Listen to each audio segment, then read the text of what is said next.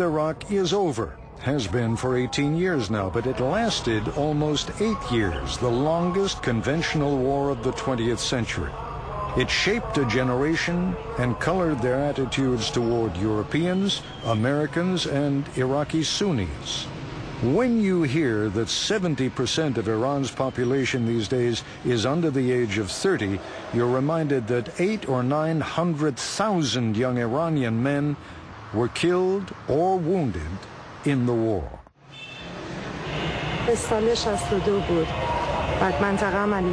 was in 1983, she says. My brother was martyred by walking on a landmine. If they died in the war, they're considered martyrs.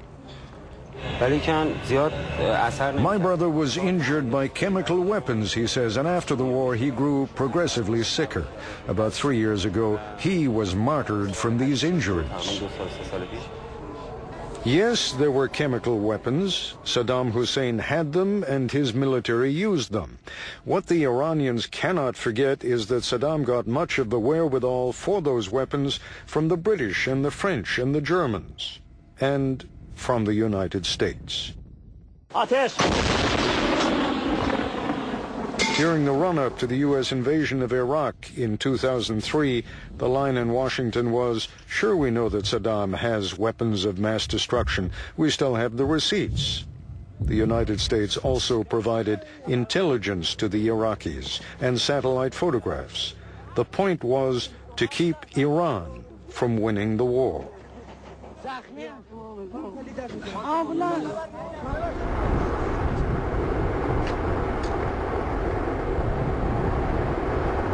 Our producer and camera crew fly south to Abadan, to the oil-rich region of Khuzestan, which lies on the border with Iraq. They are invited to shoot some video at a local wedding. Those are not Persian headdresses that you're seeing. This is an Arab wedding. Indeed, this section of Iran was once known as Arabistan.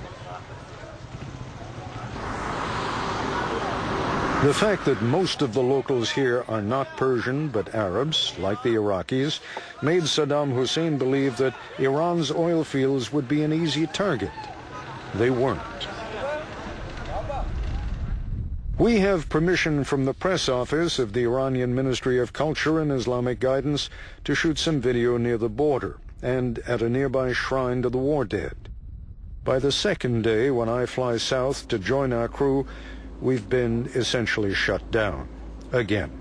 We can still shoot billboards and posters of the martyrs, but when our cameraman sets up to shoot a sunset, he is told we do not have the necessary permission. Our local staff and government fixers arrange an early morning meeting with the Deputy Governor General. Even Iranians have a hard time knowing who wields the real power at any given time and place. The Revolutionary Guard, for example, is separate and distinct from the Iranian military. Hezbollah is an outgrowth of the Revolutionary Guard. Each may have more influence in a given region or district than the central government, all of which at least partially explains what happens next. Government officials with